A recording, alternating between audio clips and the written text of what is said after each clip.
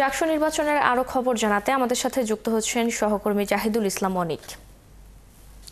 অনেক আমরা যেমনটি দেখলাম যে জাকসু নির্বাচনে ভোট গণনা চলছে, তো আপনি জানাবেন যে আসলে সেখানে যে ছাত্র সংগঠনগুলো রয়েছে তারা কি প্রতিক্রিয়া দিচ্ছে বা সাধারণ শিক্ষার্থীরা কি বলছেন এই ভোট গণনার যে এত ঘন্টা সময় হয়ে গেলেও এখনো সেই ভোট গণনা শেষ হয়নি, নিয়ে আসলে সবার প্রতিক্রিয়া কি? ফারজানা, দীর্ঘ ৩৩ বছর পর জাহাঙ্গীরনগর বিশ্ববিদ্যালয়ে কিন্তু হল সংসদ নির্বাচন এবং কেন্দ্রীয় যে শিক্ষার্থী নির্বাচন সেটি কিন্তু ৪০ ঘন্টা পেরোলো, এখনো কিন্তু ভোট গণনার যে কাজ সেটি কিন্তু চলমান রয়েছে।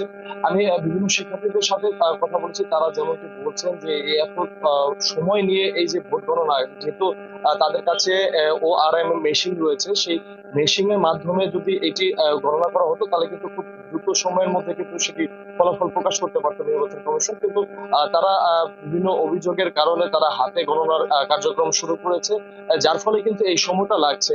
এখন পর্যন্ত কিন্তু 12টি হলের যে কেন্দ্রীয় সংসদ নির্বাচনের যে ভোট গণনা সেটি কিন্তু চলমান রয়েছে। এছাড়াও কিন্তু মোট 21টি হলের কিন্তু তারা ভোট গণনা করবেন।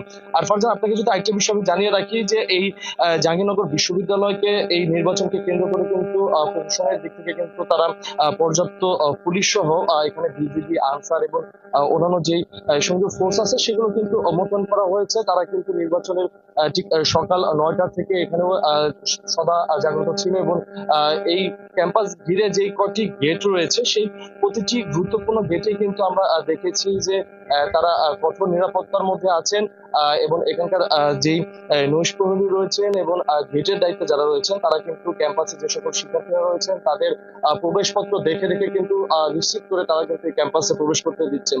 তাছাড়া এখানের যে গুরুত্বপূর্ণ একটি গেট যেটি গেরুয়া, সেটি এতে কিন্তু অতিরিক্ত যে পুলিশ কিন্তু মোতায়েন করা হয়েছে, আমরা এমনকি জানতে পেরেছি।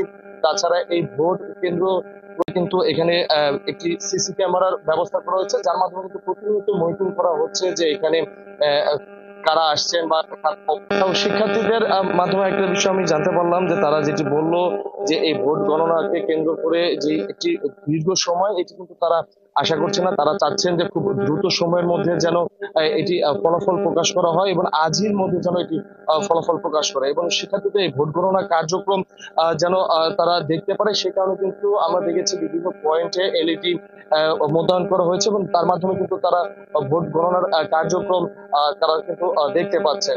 ফারজানা, ধন্যবাদ অনেক আমাদের সাথে যুক্ত হওয়ার জন্য।